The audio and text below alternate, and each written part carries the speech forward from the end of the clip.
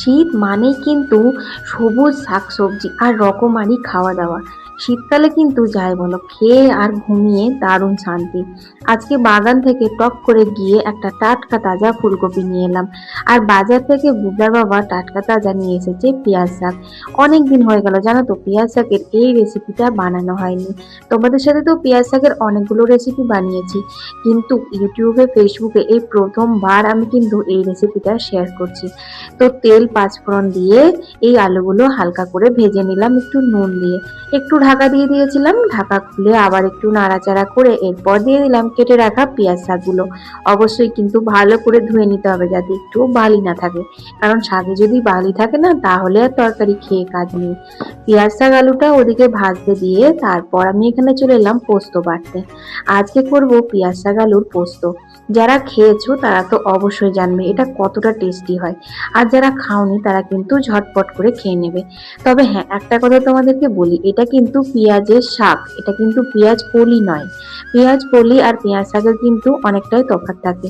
তো যত পেঁয়াজ শাকগুলো টাটকা হবে আর কচি হবে, এই পোস্তর স্বাদ কিন্তু তত বেড়ে যাবে। পেঁয়াজ শাক পোস্ত নামিয়ে কালকে অনেকটা মাছের ঝাল ছিল, সেটা একটু গরম করে নিলাম। শীতের মানে মসুর ডাল রসুন ফোড়ন দিয়ে বলো, অনেকদিন হয়ে গেল খাইনি। তেল পাঁচফোড়ন রসুন ভালো করে ভেজে তারপর সেদ্ধ করে রাখা নুন হলুদ দিয়ে মসুর ডালটা দিয়ে দিলাম। হয়ে গেল। এরপর করে নিয়ে চলো ফুলকপি দিয়ে হাঁসের ডিমের ঝোল।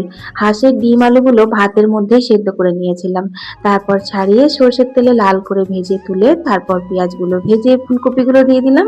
ফুলকপি দিয়ে নুন হলুদ দিয়ে ভেজে তারপর কাঁচা লঙ্কা, এরপর কিছুগুলো গুঁড়ো মশলা দেবো। ওই আদা রসুন বাটা, তারপর তোমার জিরে গুঁড়ো, ধনে গুঁড়ো, শুকনো লঙ্কার গুঁড়ো আর হলুদ গুঁড়ো। এই তো, বিশেষ কিছু লাগে না। শীতকাল তো, আর সাথে বাগানের টাটকা তাজা ফুলকপি। খুব ভালো হয়েছিল গো ডিমের ঝোলটা। যদিও ডিমের ঝোলটা কিন্তু আমি রাত্রে খেয়েছিলাম, দিনে খাইনি। রান্না বান্না কমপ্লিট করে স্নান করে নিলাম, এবার পুজো দিয়ে নিতে হবে। আজ আর সকাল সকাল পুজো দিতে পারিনি, ঘরের কাজ সেরে রান্না বান্না সারতে অনেকটা লেট হয়ে গেছিল। তো বন্ধুরা, তোমাদের মিনি ব্লগটা কেমন লাগলো আমাকে কমেন্টে জানিয়ে, ভালো লাগলে অবশ্যই শেয়ার করে দিও।